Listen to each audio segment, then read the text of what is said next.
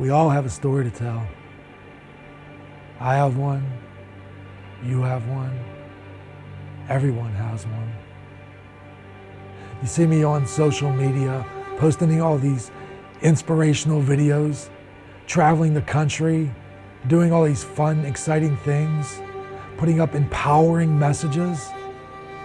You probably think to yourself, this guy's got his life together. If you only knew. It's crazy to think that after all I've been through, I'd be sitting here talking with you, let alone be alive. I mean, honestly, I should be dead.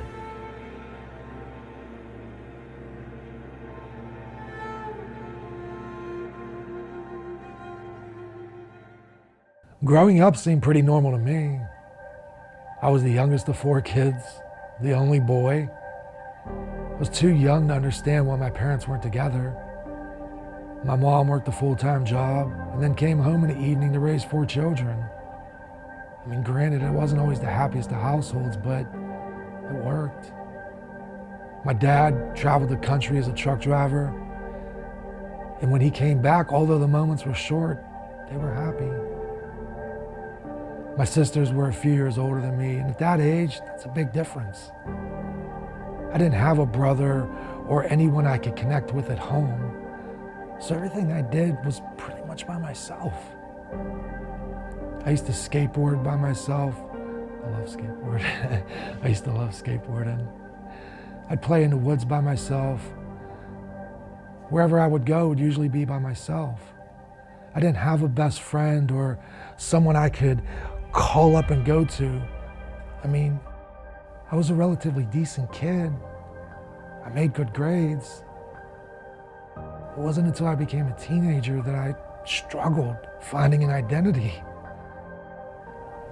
You know, it was tough.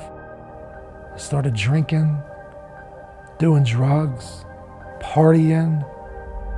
Before you know it, I'm stealing cars, getting in police chases, doing robberies, bank robbery, collecting money for bookies. Then one night, I'm lying on a sidewalk in the middle of winter, shot. A few feet away from me, another man lay dead. I was 22 years old and about to go to prison for his murder. I remember being in the courtroom like it was yesterday. My lawyer next to me, the judge up on the bench. And when he spoke and sentenced me to the next 30 years behind bars, I mean, I knew it was coming. I already accepted responsibility for everything, but to hear those words. As I stood up, the sheriffs handcuffed me. I looked back over my shoulder, saw my sister crying. I thought to myself, this is the last time that I'll ever be in another room with her. When I first stepped foot behind those walls where I would spend decades, I didn't know what to expect. I mean, I heard prison stories, I watched the TV shows, but to actually be in there, to experience it, was terrifying. Inside, I was terrified. I couldn't show it, but I was. There was no escape. This was my reality. I believed that I would die in prison, that they would never let me out. And why should they? I didn't deserve it. That first night, I can hear screams coming from across the block, footsteps, and people whispering. I didn't know what was going on. I don't even think I slept that night. When I would go out to the yard with the rest of the prison population, which is thousands and thousands of other inmates, the mindset and morale of everyone was all anger, hate-filled, violence, negativity, and hopelessness. I saw how easy it was to get caught up in all that, to be like that, to think like that. But there was something inside of me that couldn't conform to everyone around me. I walked alone.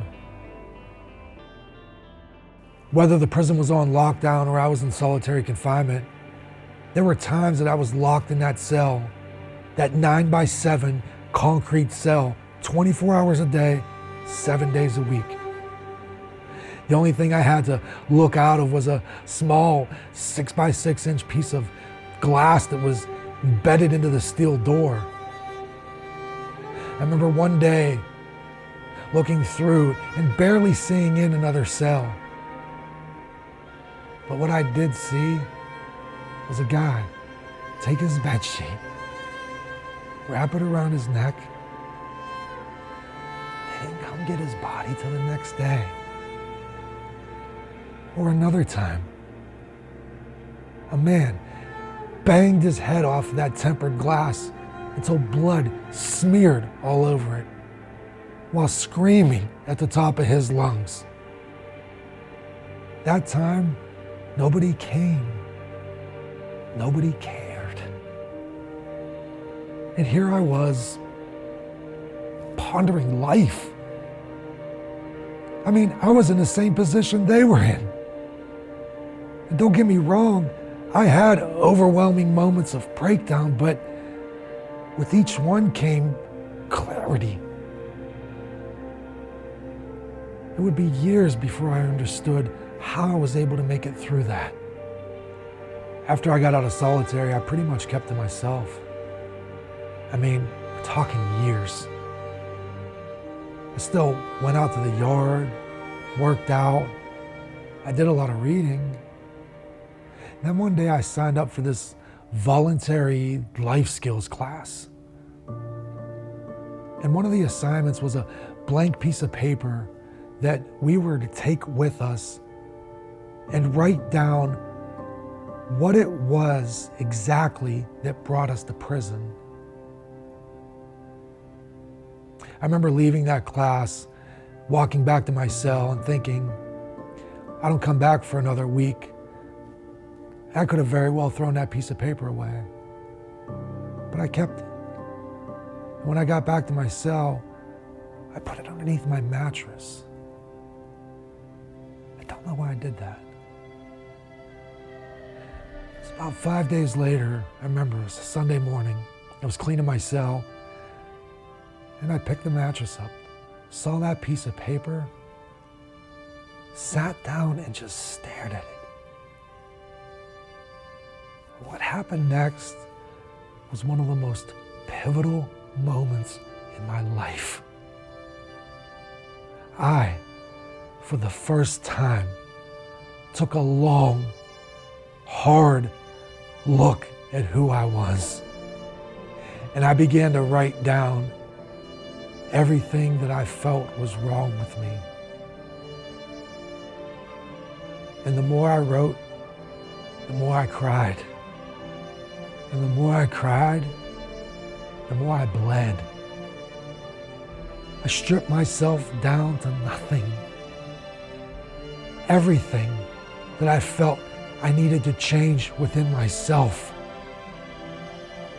Things like dismissing other people's opinions, emotionally reacting to situations, my fuck you attitude. Hours had passed. By the time I was done, that blank piece of paper was now filled front and back. I was devastated, shocked, embarrassed, but coming to terms with the truth of myself and seeing those words on paper, that was my breakthrough moment. And after the tears, emotions, and acceptance came a sense of renewal, a feeling of hope. I knew that this was going to be a new start for me. My perspective had changed. My focus had changed. That the self-reflection and personal growth was going to be a priority for me. Each day, every day, that my thoughts, words, and actions would be congruent with one another. And as I continued to implement this into my daily life, I soon saw the changes. I felt the changes. And so one day I was standing in the prison yard. I closed my eyes and I saw two paths. One, continue to live my life, live a life that brought me to prison. Or two, make the change now. For me, the choice was easy. It didn't matter if they ever let me out or if I died in prison.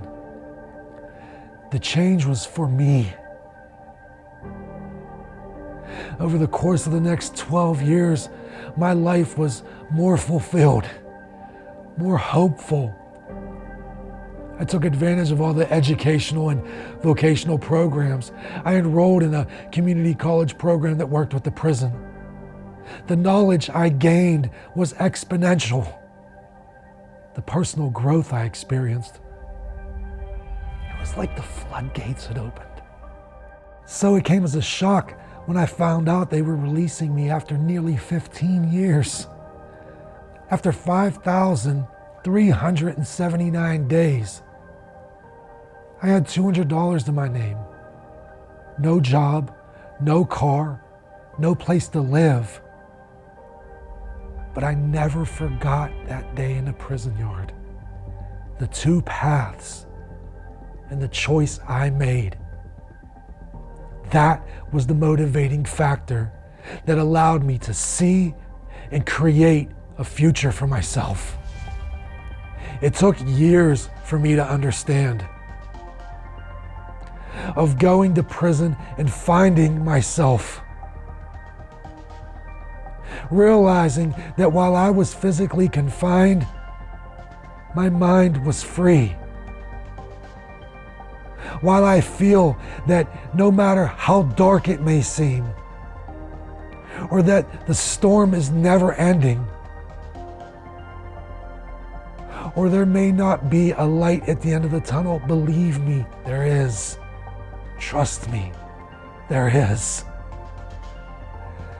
I was meant to go to prison, meant to crawl through every single valley, to bleed climbing every mountain in order to be here with you today and share my story, to help you hear, see, and feel why I'm so passionate, where my words come from, and why I believe with every fiber of my being that perspective changes everything.